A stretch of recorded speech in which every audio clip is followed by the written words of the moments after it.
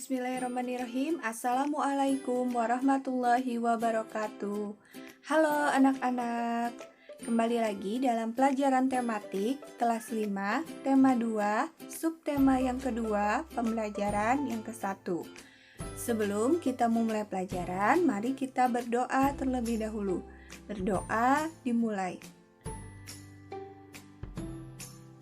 Berdoa selesai. Mari simak dengan baik materi berikut ini. Nah, pada gambar sudah ada gambar 3 orang anak yang sedang pulang dari sekolah. Kemudian mereka menutup hidung mereka dengan sapu tangan dan juga dengan tangan mereka. Nah, coba amati gambar di bawah ini. Apa yang dialami ketiga anak pada gambar?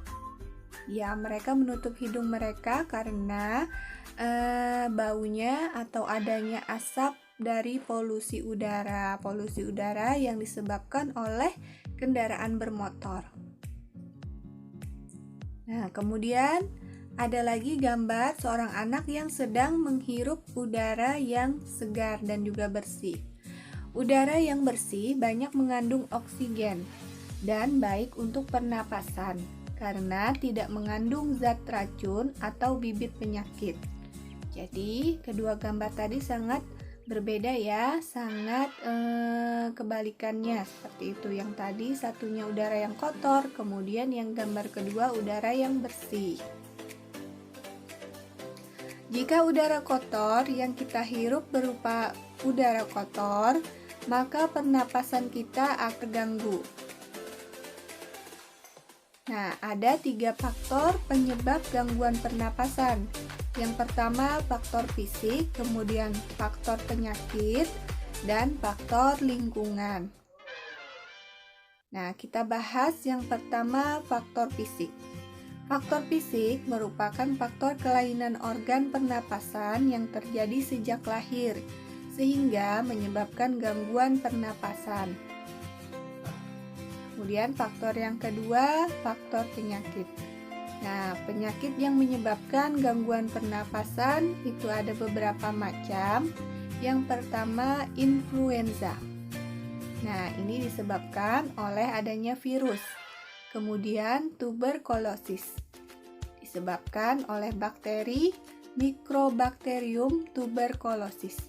Kemudian ada lagi nama penyakitnya flu burung, disebabkan oleh virus H5N1. Kemudian ada penyakit bronkitis, peradangan pada bronkus karena virus. Kemudian ada penyakit pneumonia. Ini disebabkan radang paru-paru yang disebabkan bakteri Diplococcus pneumoniae. Kemudian ada penyakit yang sekarang sedang mewabah di dunia, itu COVID-19 disebabkan oleh virus. Kemudian asma yang disebabkan oleh penyempitan saluran pernapasan dan juga kanker paru-paru yang disebabkan pertumbuhan sel tak terkendali dalam paru-paru. Nah, ini adalah beberapa penyakit yang menyebabkan gangguan pernapasan. Kemudian faktor lingkungan. Nah, di gambar sudah ada lingkungan yang tercemar karena asap-asap pabrik. Nah, asap kendaraan, asap pabrik, dan asap rokok dapat mencemari udara. Udara tercemar menyebabkan ketersediaan oksigen menipis, sehingga kita merasa sesak saat bernapas. Nah, sebuah teks mengandung beragam informasi. Untuk mendapatkan informasi penting, kita juga dapat mengelompokkan untuk setiap pertanyaan. Nah, dengan kata tanya untuk mendapatkan informasi. Kata tanya itu ada apa? Nah, apa bisa menunjukkan penjelasan mengenai suatu hal atau benda. Kemudian kata tanya di mana? Menunjukkan penjelasan tempat. Kemudian kata tanya kapan menunjukkan penjelasan waktu. Kata tanya siapa menunjukkan nama orang, jabatan, atau pekerjaan. Kemudian kata tanya mengapa menunjukkan alasan atau sebab dalam suatu cerita. Kata tanya bagaimana menunjukkan keterangan cara atau proses atau penjelasan ciri-ciri. Dan kata tanya berapa menunjukkan jumlah atau banyaknya benda. Nah, di layar sudah ada sebuah teks yang berjudul Pernapasan Ikan. Nah, ikan merupakan salah satu hewan yang hidup di air. Ikan bernapas menggunakan insang. Pada pernapasan ikan, mula-mula insang dalam keadaan tertutup. Air yang mengandung oksigen akan masuk melalui mulut ikan. Lalu, mulut ikan tertutup dan air akan mengalir ke bagian insang yang terbuka. Di dalam insang terjadi pertukaran oksigen dengan karbon dioksida. Nah, sekarang yuk kita dapatkan informasi dari teks di atas. Caranya dengan menggunakan kata tanya tadi. Misalnya seperti kata tanya apa?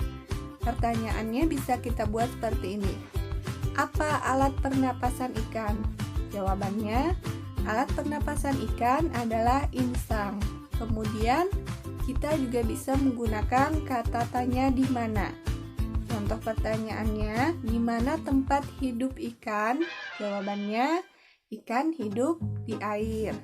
Nah, kita bisa lagi menggunakan kata tanya di mana. Contohnya, di mana terjadinya pertukaran oksigen dan karbon dioksida pada ikan?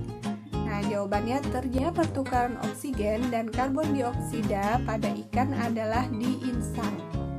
Kemudian kita gunakan lagi kata tanya bagaimana. Pertanyaannya, bagaimana proses masuknya oksigen pada ikan?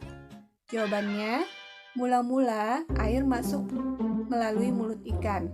Lalu mulut ikan tertutup dan air akan mengalir ke bagian insang yang terbuka. Nah, terakhir kita bisa menggunakan kata tanya kapan. Contohnya, kapan air keluar dari tubuh ikan saat bernapas? Jawabannya, ketika mulut ikan tertutup, air mengalir ke bagian insang yang terbuka. Nah, ini cara agar kita bisa mendapatkan informasi dari teks. Bisa menggunakan kata tanya. Nah, sekian materi hari ini. Semoga dapat dipahami dengan baik. Terima kasih, sampai jumpa lagi. Wassalamualaikum warahmatullahi wabarakatuh.